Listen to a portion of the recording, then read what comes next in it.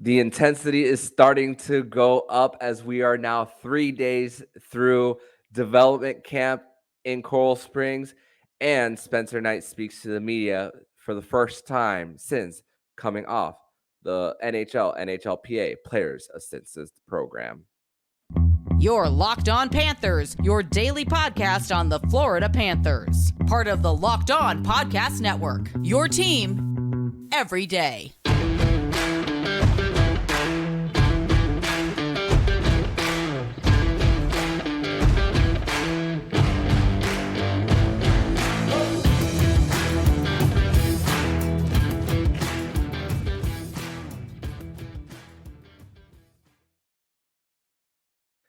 And welcome into this Wednesday, July 12th edition of the Locked On Florida Panthers podcast, part of the Locked On Podcast Network, where it's your team every day. Thank you for making the Locked On Florida Panthers podcast your first listen of the day. I'm Armando Velez, and you can follow me on Twitter at MondoMan12 and Threads as well at MondoMan12. Follow the show account on Twitter and Threads at LO_FLA Panthers. You could also follow us on Instagram as well at LO_FLA Panthers. And shout out to the everydayers who come back here and get your daily Florida Panthers fix. And today's episode is brought to you by FanDuel Sportsbook, official sportsbook of Locked On. Make every moment more. Visit FanDuel.com/LockedOn today to get started.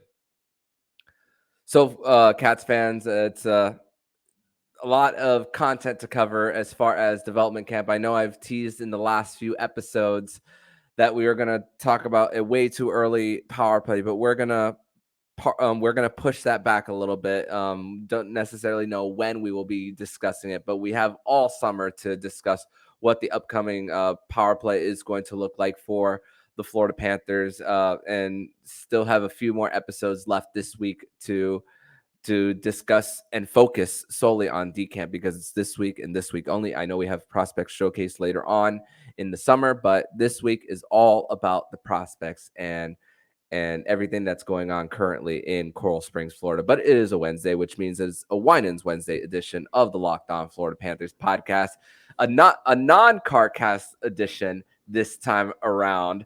Jacob Winans is back here. Jacob, first of all, once again, thank you so much for doing the CarCast last week. And second of all, welcome back to the show. Awesome. Thanks for having me. It's good to be back in a normal setting. The CarCast was an interesting experience, but I don't want to make a habit of that. But yeah, let's talk some hockey. Yes, sir. Let's do that hockey here.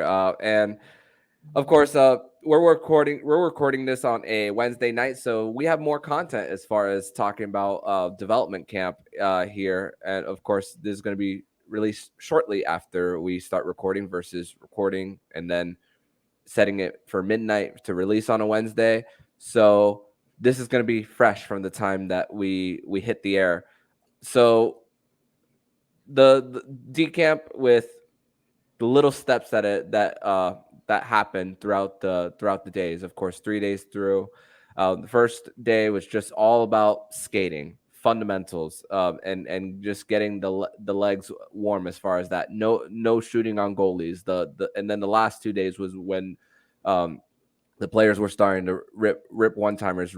Kai Schwitt was actually the standout player in day 2 of development camp, according to the people there. And then day 3 was all about working one-on-one battles in the boards. And then the goalies were working on a lot of 2-on-1s and 3-on-0s there as far as day 3 of camp. So a little bit of ramping up and the guys getting to know each other as well. But I want to start off with the most important topic and not necessarily the most important player, but as far as the guy that Florida Panther fans are definitely most familiar with, because he has been the guy who has had the most ice time at the professional level.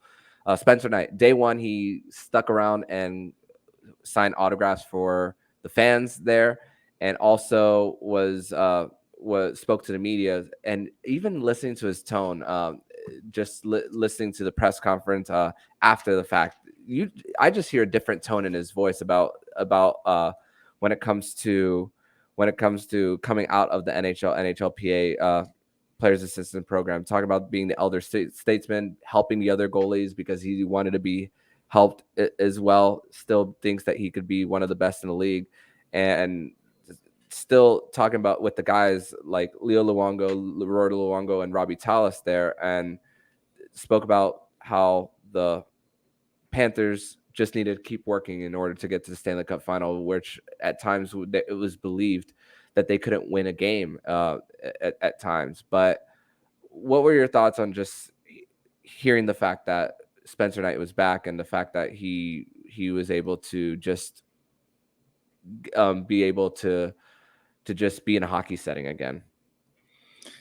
It's definitely great to see him back in a Panthers uniform, even though it's just a practice uniform right now. I think the extra ice time in development camp is good for his conditioning, but also just to get his feet back under him, build up the confidence again.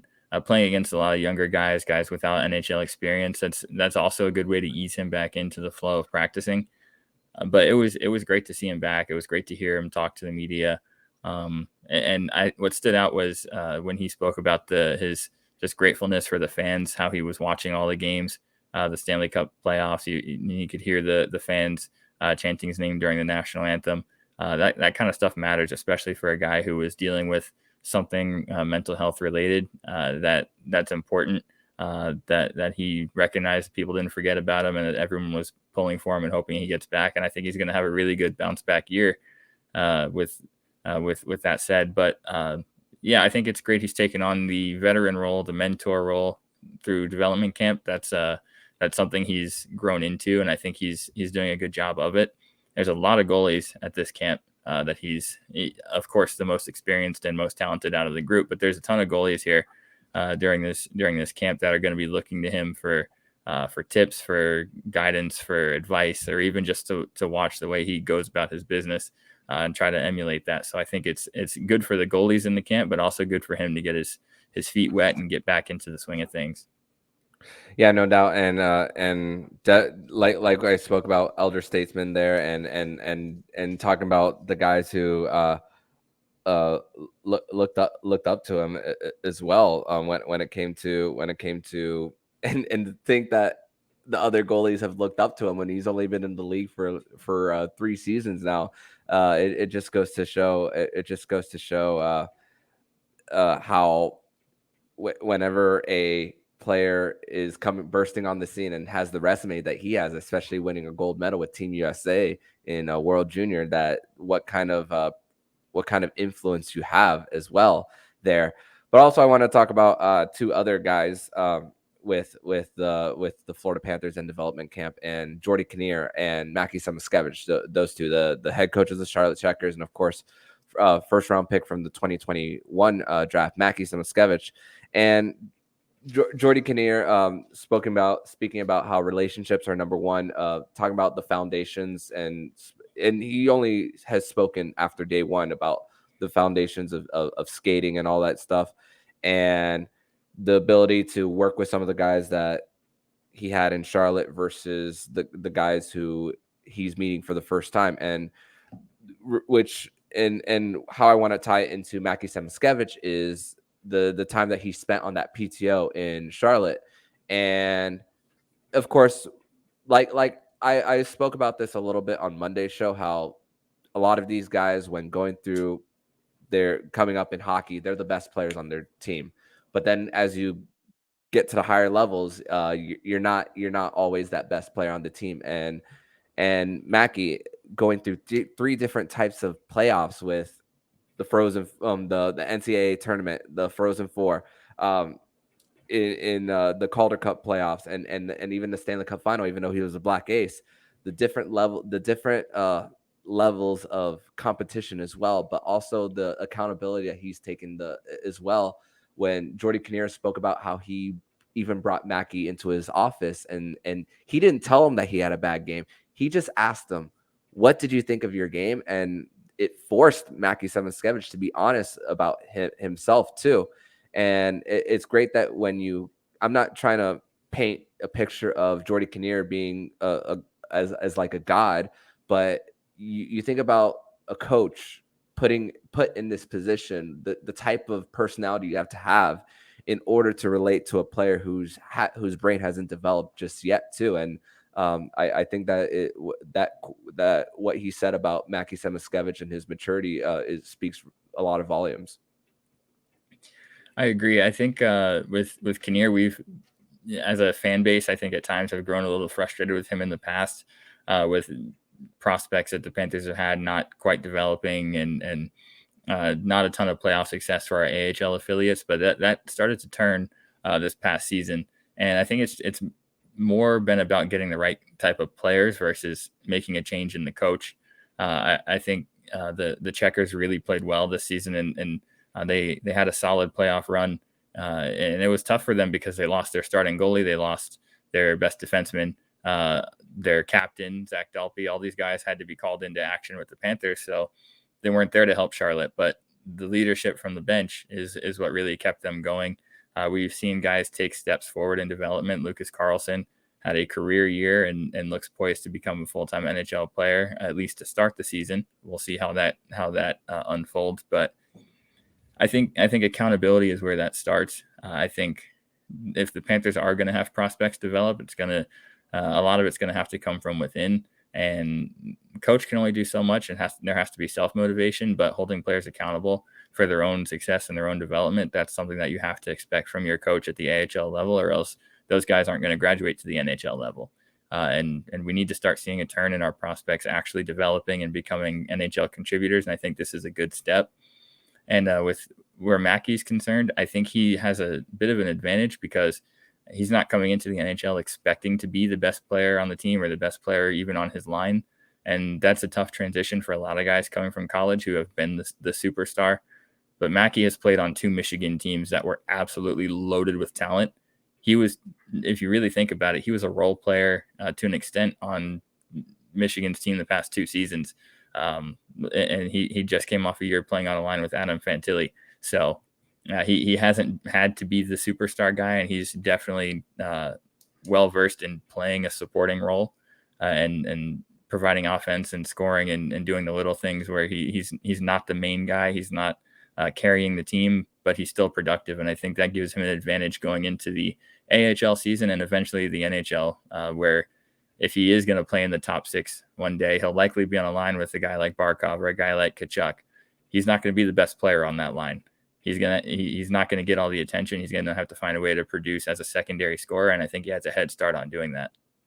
Yeah, and even though his goals are to make it to the NHL, I'm not going to crush the guy's dream. It's definitely possible for him, but is the confidence there as well, and the fact that there's not a lot of pressure. So if he needs to start a little bit of time in the AHL, the Panthers, especially with the run that they've had, they've been able to they could be a little patient with him in coming into year 1 of his ELC.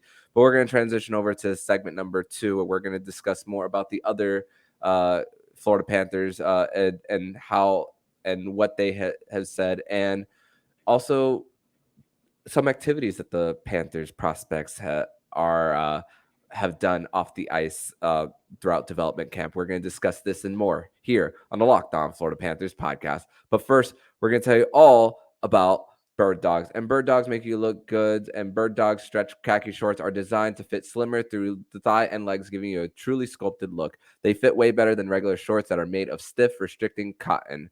Bird Dogs fixed this issue by inventing the cloud knit fabric that looks like khaki but stretches so you can get a slimmer fit without having to sacrifice movement. Bird Dogs uses an anti-stink sweat wicking fabric that keeps you cool and dry all day long. Go to birddogs.com/LockedOnNHL and enter promo code LockedOnNHL for a free Yeti style tumbler with your order. That's birddogs.com/LockedOnNHL or promo code LockedOnNHL for a free Yeti style tumbler. You don't want to take your Bird Dogs off. We promise you.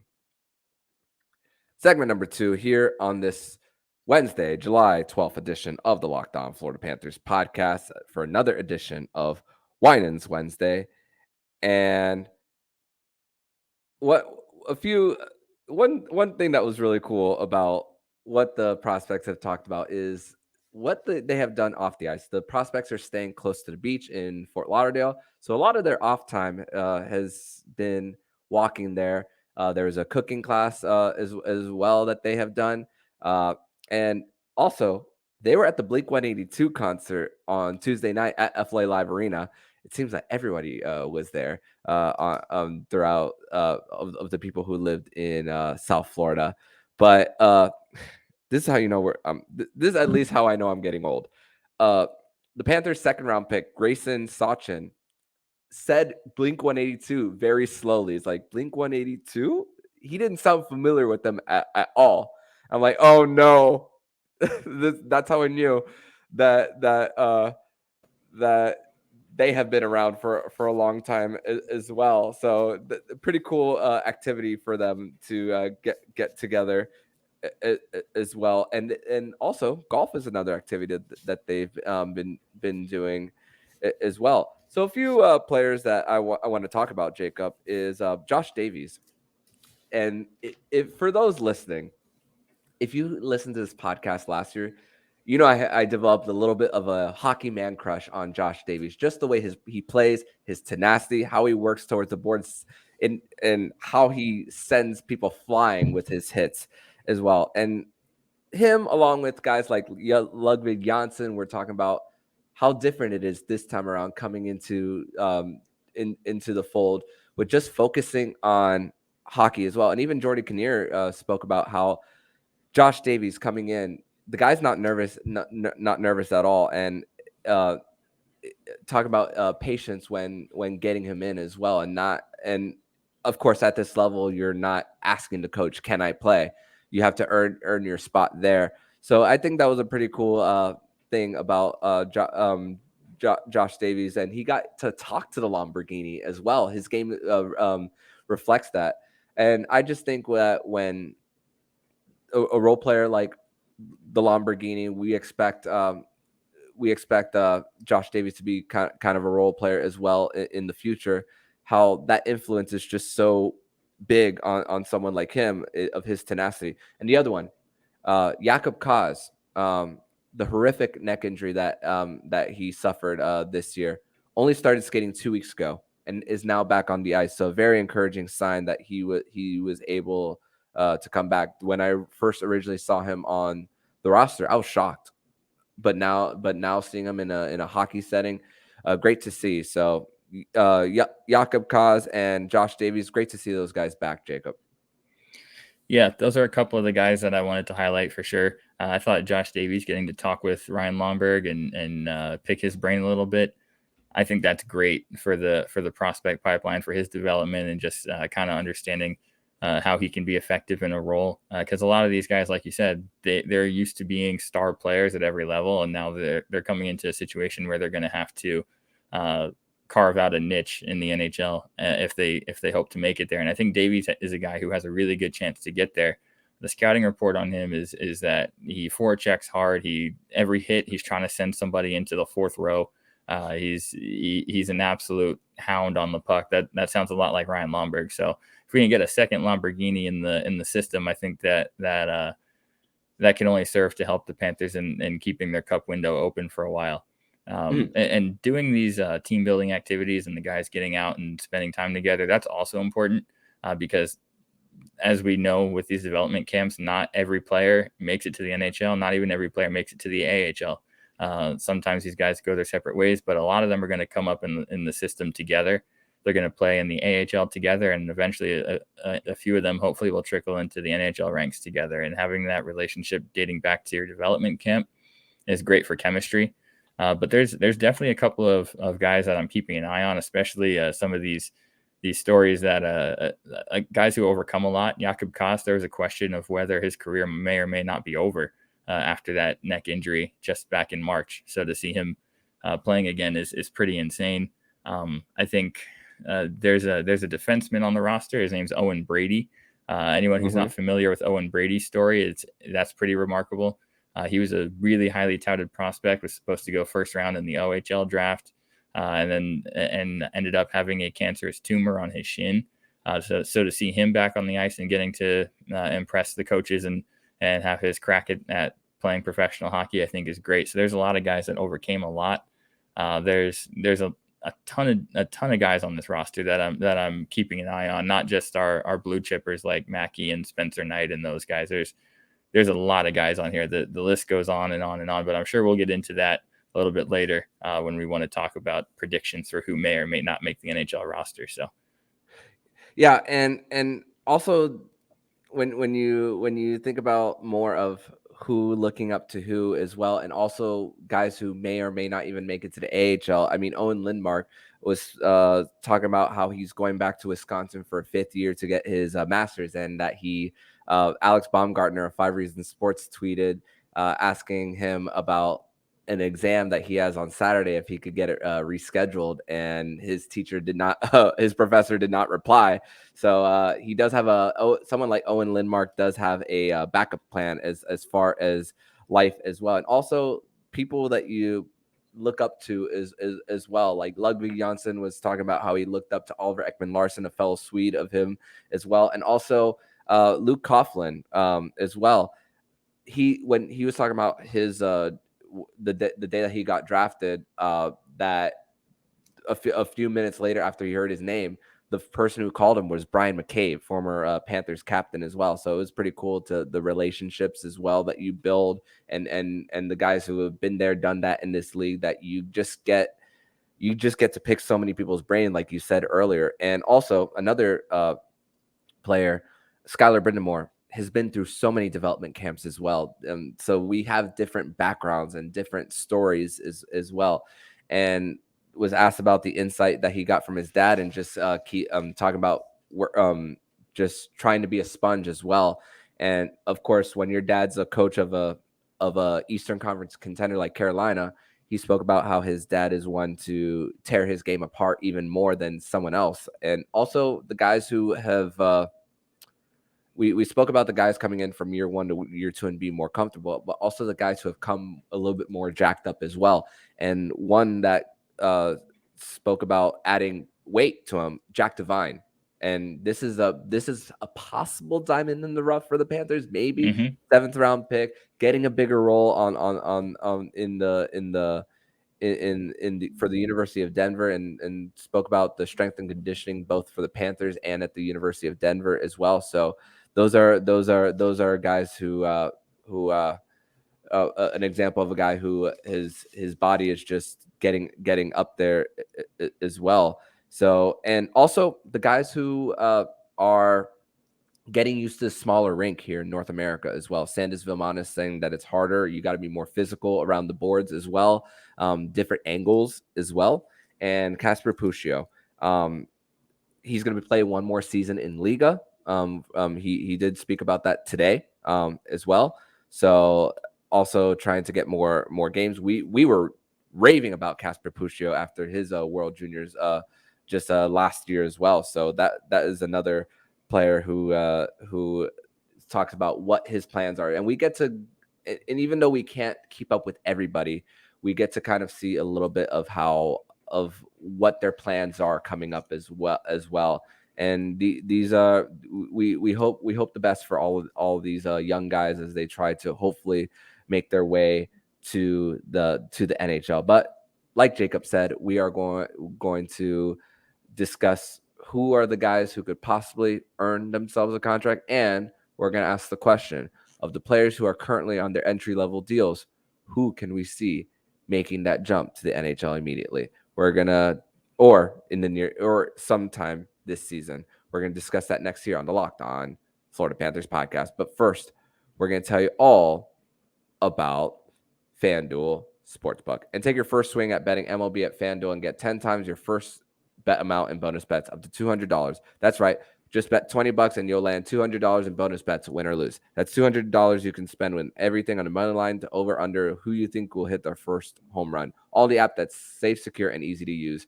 Plus, when you win, you get paid instantly. There's no better place to bet on MLB than on FanDuel, America's #1 sportsbook. Sign up today. Visit FanDuel.com/lockedon and get up to $200 in bonus bets. That's FanDuel.com/lockedon. FanDuel, official partner of Major League Baseball. Segment number 3 here on this Wednesday, July 12th edition of the Locked On Florida Panthers podcast, and for another edition of Winans Wednesday. And Jacob, of course, not everybody is going to earn themselves a contract here with the Florida Panthers. Currently looking up the Panthers cap friendly to see exactly how many contracts they have on their books. You could have up to 50 right now, and the Panthers have 45 currently. You don't want to be up to 50. You never want to be up to that mark.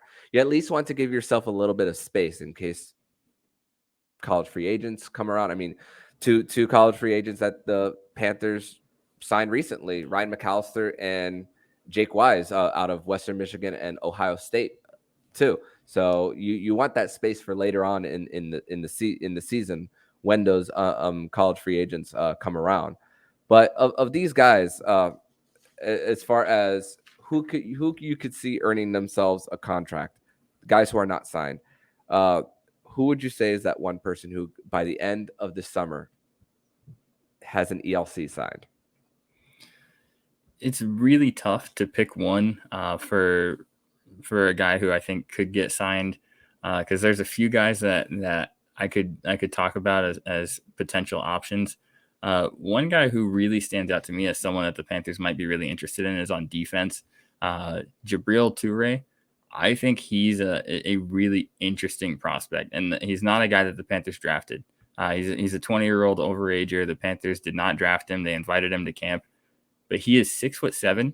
He's 210 pounds, and he can skate, which is a really interesting combination for a defenseman. And I think the Panthers have good reason to be interested in adding a big and also mobile defenseman after the series they just had with Vegas, where they ran into a monster in Vegas where their entire defense is huge and also able to move and make a solid first pass. So I think he's a prospect that the Panthers were lucky that he didn't get drafted at 20 years old. He's a guy that has been through the draft and not been picked, and I think he's a really interesting prospect, someone that the Panthers might be taking a crack at. I like his game. I watched some of his highlights, and I think he has a chance to be a really good developmental piece. He's definitely a project. He's not an immediate impact player, even if he did sign, but I think he's got a chance to become a player under contract in the pipeline. Yeah, Jabril Toure from Montreal played with Sudbury out of the WHL as well. Just recently turned 20 recently, and one player that I could possibly see signing by the end of this season, and maybe because I say maybe because of the fact that he's close by and the fact that he has been in the system now. This is his second development camp. I'm gonna go a little bit of a wild card here. I'm gonna go with Marek Alscher as someone who could possibly see themselves with the Florida Panthers organization and starting out, but not sign his ELC as far as this year, but as far as starting next year, but getting it signed and to put to paper later on, but still have an opportunity to go back to Portland for the Winterhawks, and I think that he's a guy who could possibly earn himself some time here later on down the line. And when you are giving up for first and second round picks, you gotta bank on some of these, and of course with the Panthers and how they were bullied. I mean, you mentioned Toure, 6'7", 203. Marek Alscher, he's not 20 yet, and he has time to develop his body as well. So probably a good probably a lot of time for him to get his body into better shape as he is getting older as well. As far as the guys who have a contract, and we're gonna, of course, Spencer Knight is excluded from this exercise, obviously, but as far as guys who are under contract, who could be making their NHL debut, or even if it's not their NHL debut, a call up at least to the roster, even if it's for one game before being sent back, who's a guy that you could see later on down the line. So this is tough. I want to give, honestly, I really would want to give multiple answers here because obviously our goaltending pipeline is pretty set. I don't think we're going to see any call-ups from anyone in camp, but aside from Spencer Knight, obviously. Muzelik and Clifford are long-term projects. Definitely a lot of talent there. I'm going to go with two answers. And I think Mackie Samoskevich is the obvious one. I'm going to take him off the board entirely. I think he will play NHL games. So I'm going to put him in the same group as Spencer Knight, and I'm not going to use that as my answer. Defenseman, I'm going to go with Evan Naus. I think he's a guy who could. Damn it, that's really my answer. I think he could. I really think he could fast track to the NHL. I think his playoff experience in the Memorial Cup was huge, and he also has the size and the skating ability to get right into the NHL at some point this year. So he's my pick on defense, even though I would love to see Ludwig Jonsson and Kasper Puccio get some time in the pipeline in the near future. Evan Naus is my most NHL ready defenseman out of that group. And my forwards, I am excluding Mackie Samoskevich. My forward pick is Ryan McAllister. I really liked his game at the NCAA level. He's a pretty prolific scorer in college, and I think Ryan McAllister is a guy who could really open some eyes in the AHL season and eventually get some NHL time. I don't think it'll be a lot. I think he may get just a taste of the NHL this year, but I could see him producing in training camp and preseason and getting a look in the NHL at some point this season. So Ryan McAllister is my other pick. Yeah, for Evan Naus was my pick as well, and when Naus spoke to the media on Monday, he spoke about how and the guy's always smiling. That's the thing. He's always has a smile on his face, and also spoke about how working under 3 years with Patrick Waugh, about how, Patrick Waugh is no nonsense. We even saw, at least for people who are older than us, who got to see Patrick Waugh in his prime, knows how passionate he is about this game, and he's brought it all the way to his coaching, and how he's able to push his teammates, and it brought it to his coaching, and the fact that Evan Naus has those years under him as well, even though he did just slightly miss he got cut from the Canadian World Junior team out of camp. There's an opportunity that he could possibly break out. A guy who physical, can shoulder check guys, break it out of the zone as well, force guys to the outside as well, so that he could block passes that when guys are trying to go backdoor as well. So those are guys that we could that's one guy definitely that I could see as well. And I'm trying to go a different answer from you. I guess by default I'll say Jake Wise as well. Of course, undrafted. We spoke about him from Ohio State. A little bit undersized, 190, 5'10" as well. And he's a little bit on the older side as well, 23 years old. So maybe like you said with Ture, a little bit of a project for the Panthers as far as getting him there. But who knows how he develops in Charlotte to get him there as well. Bill Zito must have liked something out of his game as far as to get him under. But you mentioned Puccio as well. We now we know not to expect them for another year. So around this time in March and April, we can maybe have the conversation of when hopefully the Panthers bringing him into the mix. Of course, guys like Sandisville Monis as well, who played for World Juniors as well, could possibly be part of the mix later on as well. Was fantastic at World Juniors. Vilmanis was. He was excellent. So that's another player that we could be talking about later down the line, but that's a not yet type of deal for when we're talking about those guys as well. But Jacob, I want to thank you so much for joining me on another Winans Wednesday edition of the show. And also Panther fans, if you happen to be at the Ice Den on Thursday and Friday, make sure to say hello. If you guys want to chat some Panthers, and hopefully we get to maybe chat a little bit, and of course see a lot of goals scored in the scrimmage on Friday. But Jacob, I want to thank you so much once again for joining me on this show. Let everybody know where they can follow you online.